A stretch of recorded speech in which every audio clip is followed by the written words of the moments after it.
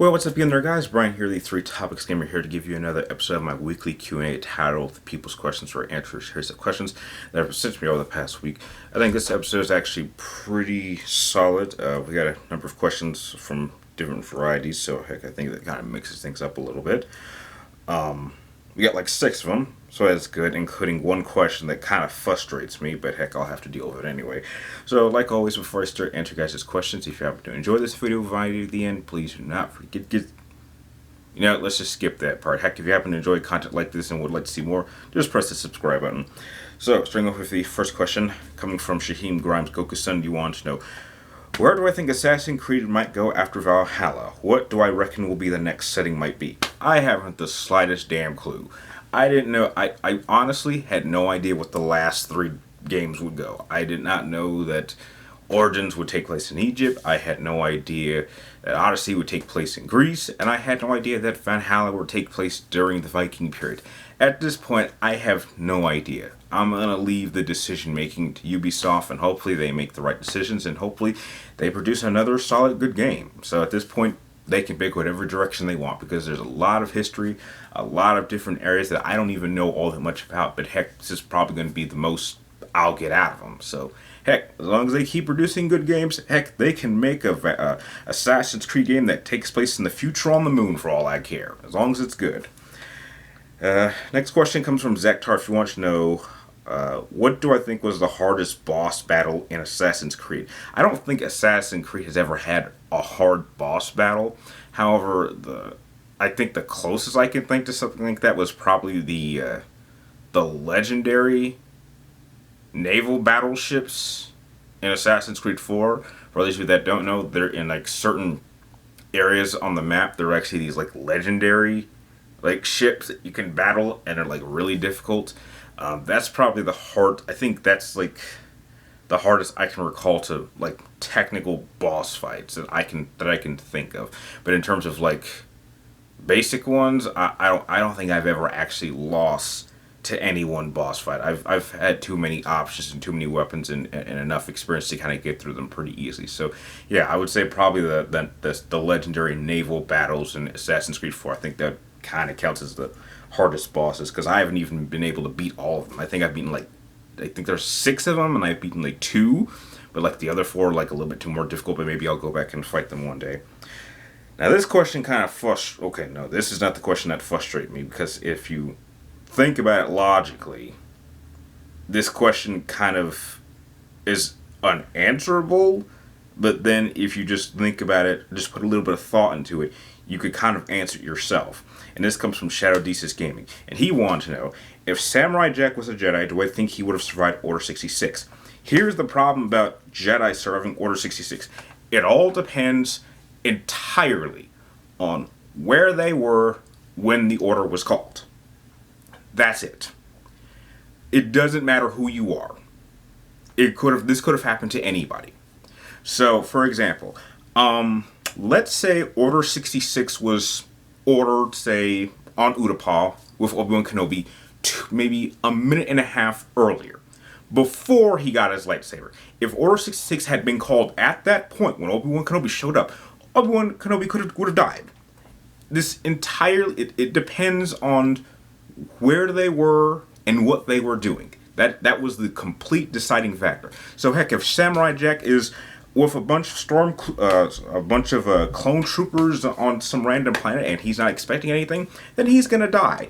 If he happens to be, I don't know, scouting by himself and he happens to see a couple of his fellow Jedi getting killed or gets attacked and he's able to get away, then he might survive. So, but again, it's all about real estate. It's all about location, and what you were doing when the call was made. That is the single deciding factor for decide who survives and who dies. So if Samurai Jack was a Jedi, he really has no influence on that. It just depends on what he was doing and where he was when it happened. So yeah, I can't really say whether he would survive or not, because that's not the deciding factor. Next question comes from Brady Burke. He wants to know, do I think it's unfair that the police is getting so much hate for everything that has gone on this year? I think it is a little bit unfair, because I know that there may be some bad cops, but I have to believe that most of them are actually pretty good. I've said this before. I mean, I don't like going into racial issues, but I'll say this much.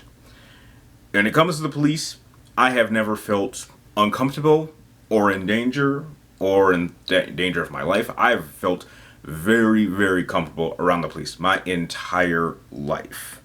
If I have never experienced any kind of racial discrimination from the police ever. If anything, I have experienced way more racial discrimination from other black people than I ever have the police. The police have been very, very kind and very, very helpful. In fact, I won't go into details, but let's just say that the day my father died, we actually had an incident happen at the house. The day my father died, in which the police were called. And they were very, very nice, and they were very, very respectful, and they were very, very helpful with the situation that happened at home. That's all I'm going to say on the matter. I mean, if they had been a bunch of racist cops, they probably would have made fun of us and maybe not even helped the situation, and things would have gotten worse that day. So, no. I do not think it is fair. I think that there are some police that when they make certain bad choices, they should be prosecuted. And, they just, from a logic point of view, they should take consequences. But that doesn't mean that we should see all police as bad. That is just completely not true.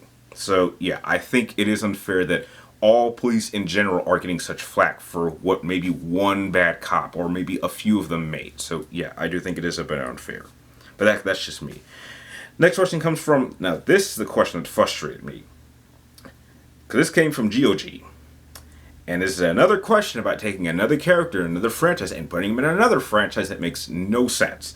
And you pretty much want to know, do I think that Doomslayer could kill a Reaper from Mass Effect? What the fuck is Doomslayer doing in Mass Effect? Please explain to me what the hell would he be doing there? He kills demons. He doesn't fight Reapers. Reapers are hard enough to kill in Mass Effect on their own. What the hell makes you think he would have any chance of killing a Reaper? What is he going to use? He has no ship that has conventional firepower. His weapons are practically useless because they're meant for killing demons. So, if you were to throw Doomslayer and throw him into Mass Effect, I just don't think he would operate very well because that's not the environment he works in. I've said this countless times. Certain characters are placed in certain franchises because that is where they are best. Once you start taking them and putting them into other franchises, they are now completely out of their elements and they don't know what to do. So they would be at an unfair disadvantage and they probably wouldn't fare very well. So no, I do not think Doomslayer can kill a Reaper. If anything, the Reaper would just completely blow his ass away no matter what he did. So, yeah. And the last question of the episode comes from Red Guilty. And you want to know, since I'm a big Boston Celtics fan and a New England Patriots fan, how long have I been? Okay, well, when it comes to Celtics, okay, I gotta do this in order. Okay, in terms of being a Patriot fan, I'm gonna tell you this right now. I'm in no way a bandwagon fan. This is literally how I became a Patriots fan, was just kind of decided by one single game. And it was pretty much during Super Bowl 39. That was the first Super Bowl I can recall watching, and since I didn't have a team at the time, that was the year I decided to get into sports. And what happened was I just said, okay, look, whoever wins this game is the team I'm going to be a fan of. It was really that simple. So had the Eagles won that game, I would have been an Eagle fan. If the Patriots had won that game, which they did, then I became a Patriots fan. But I take no credit in those first 3 Super Bowls that they won. I take no credit. I was not a fan at that point, and I don't take credit for them. And you have to remember that before I would experience what it was like to celebrate a Patriot winning Super Bowl, which wouldn't happen until Super Bowl 49, I did have to go through 2 devastating losses in 2007 and I believe 2010 against the Giants, which really pissed me off because I think that because of 2 fluky catches, the Patriots lose. So there was a whole entire decade of not experiencing what it felt like to be a fan of the Patriots to see them win. So it was a very long time up until Super Bowl 49.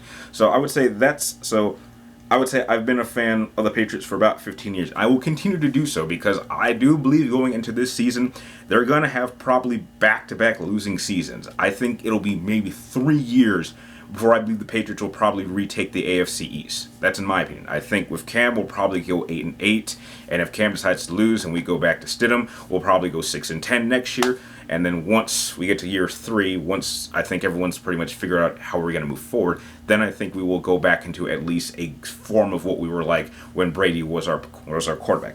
Now, when it comes to Boston Celtics fan, I would say I've been a fan of theirs since I would probably say 2005. And the reason I became a Boston Celtics fan was mainly because of the Patriots, because I felt like if you're going to be a sports fan of multiple different sports, it's probably easier to just kind of connect with whatever team is playing for that particular group. So since the Patriots are kind of the main team for Boston, I figured, well, why not go with Celtics? And when I thought more about it, it actually made sense to be a Boston Celtics fan because of a lot of different reasons. Number one, I hate Los Angeles. I hate it. I think it's the worst city in the world. I don't like being in Los Angeles. I don't like being in California in general. So just hating Los Angeles just with a passion was a plus. Number two, green is my favorite color. It has been my favorite color since I was age of 5. So that was a good thing. Number 3, Celtics. The crazy thing about my last name is it's actually Irish, which I found out when I was much younger. So I was like, wait a minute. I don't like Los Angeles. My favorite color is green, and my last name is Irish. It just kind of seemed like the Celtics was the right way to go. So I think for those reasons, that's why I became a Boston Celtics fan.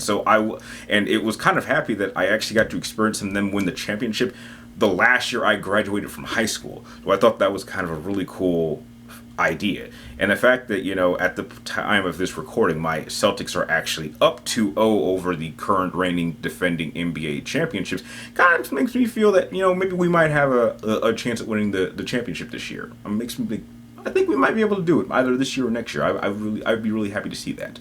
So that's pretty much, long story short, how I became a fan of the Celtics and the Patriots. So, yeah. So, that pretty much will do it for this episode of People's Questions. I'd like to thank everyone who sent in your questions. And if you would like me to answer more questions for next week's episode, be sure to type them in the comments down below. But make sure you get them into me roughly before Wednesday, before I start filming the next episode around noon. And remember that it is only one question per person. And like always, thank you guys for watching. You're awesome, and I will see you next week.